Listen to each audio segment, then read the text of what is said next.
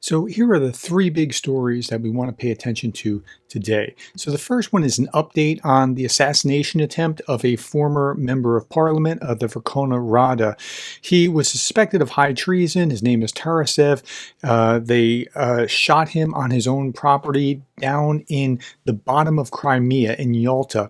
Tarasev is a completely legitimate target, they said. He's not just a fanatic of the Russian world, but a person who personally came to capture Kyiv with Russian tanks. Investigators informed all three defendants, Tarasev and a few others, of Part 2 of Article 11 of the Criminal Code of Ukraine, high treason committed under martial law. Ex-MPs are hiding from justice under the territory of the aggressor country. According to investigators, Tarasev collaborated with the leadership of the Russian Ministry of Defense after the full start of the full-scale investigation. He conveyed information to the aggressors about the consequences of enemy airstrikes on the territory of Ukraine, in particular about the results of missile attacks in the Kremenchuk oil refinery.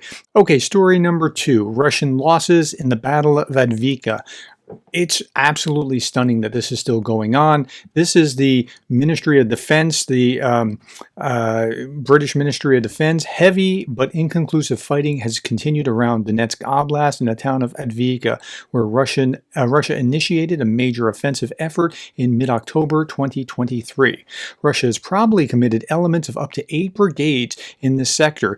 These elements have likely suffered some of Russia's highest casualty rates in 2023 so far, and they concluded political leaders demand more territory to be seized, but the military cannot generate effective operational level for such offensive action.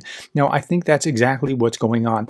The political leadership is saying, go take it all the way to the next oblast, and they can't actually accomplish it. Final story is this.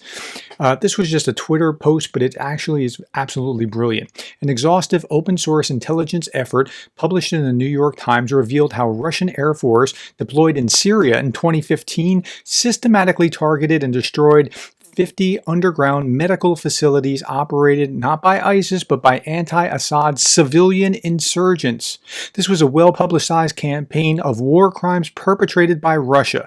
Where were all the protests on colleges' campuses then? Now, the reason I say that is because I just did a video here, Russia RT cries foul, because Ukraine, there was a double standard in the media coverage of Ukraine versus Israel, where they're saying, well, you only care about Ukrainians. This was on RT. You only care about Ukrainians because they're white. You don't care about these brown Palestinians.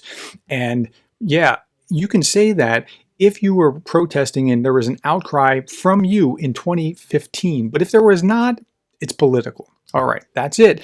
That's the 3 big stories for today. Thank you for your time, your attention, the likes, the shares, the subscribes, the coffees, and thank you for being the kind of person that cares about Ukraine.